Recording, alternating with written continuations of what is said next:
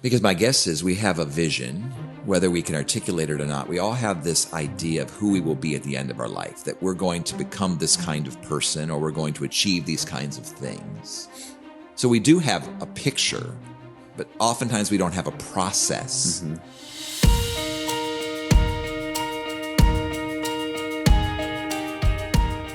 Hello, everyone, and welcome to 3 Words, a bite-sized podcast about the simple and strategic choices that all of us can make in order to become the very best version of ourselves. My name is Dr. Michael Brown. I am the host of 3 Words, and I'm here today in our studio on this beautiful April morning. It's fantastic. With my good friend, Nick Gillispie, and we're going to have an interesting, potentially provocative conversation that who knows which direction it's going to go, but our 3 words are unique today. What are our 3 words for today, Nick? Yeah. So goals are dumb. That's what we're going to tackle. Goals are dumb. Now, for our listeners and our viewers, I'm guessing in some ways they're thinking, wait, like I listen to 3 Words podcasts. You tell me to set goals. That's right. Often. You tell us to set goals. You talk about making great choices. You talk about becoming the best version of yourself. And here we are in the studio going to talk about the fact that goals are dumb. Well, this is what I mean by that. And we could take this in a variety of directions, but oftentimes our preoccupation with goal setting fuels passivity.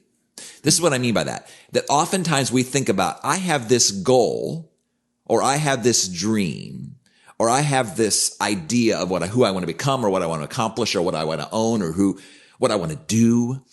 And there's no pathway to achieving that. So that's what I'm thinking about when I say goals are dumb. I want us to think more about the choices in the moment than this like generic goal that's somewhere out there. So they can be too vague or too far out. Well, that's part of it. Unrealistic. It is. Well, then all of those things. So I think it could be vague. Yep. So if I have a goal, I want to be healthier I want to be a healthy person at 70 years old. Okay. Well, what am I doing about that today? Yep. Or I want to be financially independent at 60 years old. Or I want to retire at 65 years old with $1 million in the bank. Or we have these goals, but what happens is we don't typically have a plan to achieve those. So for instance, I was just recently talking with a client, and this client said to me, I talked about, becoming the best version of himself. And we were having this great conversation, and I made a point, and he says, that's a great goal. I'm going to work on that. And I'm like, work on that? Like, what does that even mean? Versus what are the choices I'm going to make? See, I think great goals have deadlines. I'm going to have this goal with this deadline, and here's the plan and the choices that I'm going to make to get there. They're concrete, they're measurable. Yes. So they're not just vague. They're actionable, and they have a plan, a series of choices that I can make. So for instance, we've joked about this, Nick, but I want to be in better shape at 60 than I was at 50, which again is kind of an interesting thing to think about, but that can't just be a goal. There's got to be I'm old. Yeah. So that's going to be a serious plan in place to do that. Another goal I have is, and my kids joke about this because I have 9 children, but now I have a grandson.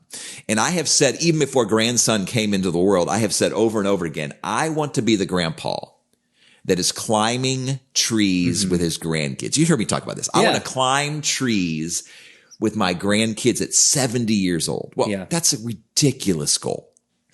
Ridiculous meaning it's not just going to happen. There's going to need to be a long series of choices beginning now for that to be true. So I guess that's all I'm saying. And I'd love your thoughts on this too, Nick, is when I think about goals, people talk about them so generically, or this is a goal in my life, or I'm setting this goal with no plan to get there. And then they're surprised when those goals don't happen. No, I resonate with a lot of what you're saying. I think, maybe that dream of being in better shape when you're 60. I mean, that's a great dream, but then the goals is like, what is today and what does this week look like? And even being in organizational leadership, I remember talking about the BHAG, the big hairy goal that your organization is kind of going after. And really struggling with, I think, even the teams that I've led, that we would have these big goals, but then they didn't actually reflect or help us live our day to day. Our day to day was lived in a very different rhythm with very different tasks at hand that were not connected to that big hairy goal that we perceived that we were like going after. Yeah. So I think that you make a good point. So we got to really reflect on well, goals are dumb if they don't actually help me get to that dream, that big vision that I have.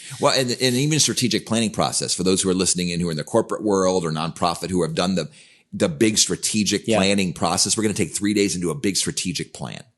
And it ends up being 300 pages and it sits in a drawer. Yeah, no one ever pulls it back out or looks at it. You don't want to. And typically what's focused in that plan is, here are all the goals, long-term goals, short-term goals. Here are these goals. But goals are dumb. Yeah. Because no one's thinking about the goals except for on occasion, but no connection to actually choices, to activity, to decisions, to actually within my schedule. What am I going to do at 4:00 on a Monday, at 3:00 on a Tuesday, at noon on a Wednesday? And without those pieces, goals are dumb. Yeah. Another facet of this conversation, I think, too, is goals can be dumb when they don't match our priorities. I was talking to a young woman just last week, and she was reflecting on her relationship with her dad. It's not what she wants it to be. And they were having this conversation, the two of them, and it's not what he wants it to be. And he was saying, like, I want to be close to you. I want to be an important person in your life. But as she was talking to me, she's like, yeah, but he never calls me. He never makes time for me. He never shows interest in my life. Like, he never asks how things are going in my life. And, I think that we can have these priorities. I want to be a good dad. But then in regards to my goals, the way I'm living my life, the day to day, my interactions, well, am I doing the small things that actually build out those priorities? I can want to be a really fit person and a good dad. But if I'm spending 2+ hours at the gym trying to only achieve my fitness goals, but I'm not investing that time in my children, well, then it's going to be lopsided. My goals are dumb because they don't actually achieve what I want in my life. Because my guess is we have a vision, whether we can articulate it or not. We all have this idea of who we will be at the end of our life, that we're going to become this kind of person or we're going to achieve these kinds of things. So we do have a picture, but oftentimes we don't have a process to be able to actually accomplish and move toward that picture. We don't have specific things to achieve goals. Just recently, one of our D&B coaches had his first coaching session with a new client. And this new client, as typically is the case when people hire us to kind of come alongside of them and helping them achieve their goals, he had a list of goals. Here are all the goals that I have.